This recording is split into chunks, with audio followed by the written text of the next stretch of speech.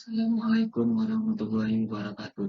Perkenalkan, nama saya Rio Ali Majis, NIM saya 62111111006. Di sini saya akan menjelaskan tentang Pancasila sebagai dasar negara. Pengertian Pancasila bahasa Sanskerta. Panca sama dengan lima sila sama dengan dasar. Secara bahasa, Pancasila dapat diartikan sebagai 5 peraturan dasar yang berkenaan dengan tingkah laku yang baik. Secara istilah, Pancasila diartikan sebagai 5 aturan tingkah laku yang sifatnya penting atau dasarnya yang mempunyai 5 unsur. Pengertian dasar negara. Dasar negara adalah pegangan suatu negara yang menjadi sumber diri semua sumber hukum dan tata tertib hukum yang berlaku dalam negara tersebut. Fungsi dasar negara. Yang pertama, sebagai dasar berdiri dan berdaulatnya suatu negara. Yang kedua, sebagai dasar penyelenggara negara. Yang ketiga, sebagai dasar dan sumber hukum. Yang ketiga, yang keempat, dasar bagi hubungan antar warga dan negara. Pancasila sebagai dasar negara. Pembukaan Undang-Undang Negara Republik Indonesia tahun 1945.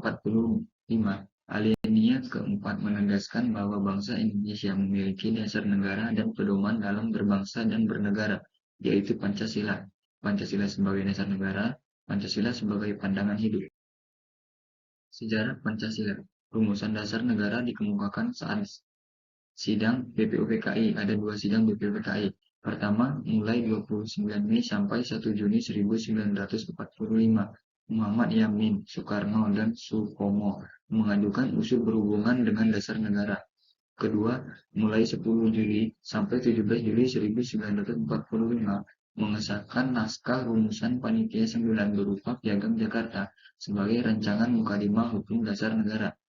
Pada tanggal 1 Juni 1945, Soekarno menyampaikan usul negara sebagai Pancasila karena banyaknya usul dari perorangan. Dibentuk Panitia 9. Dari semua rumusan yang diusulkan, Panitia 9 berhasil merumuskan rancangan pembukaan hukum dasar yang dinamakan Piagam Jakarta atau Jakarta Center dan oleh Muhammad Yamin pada tanggal 22 Juni 1945.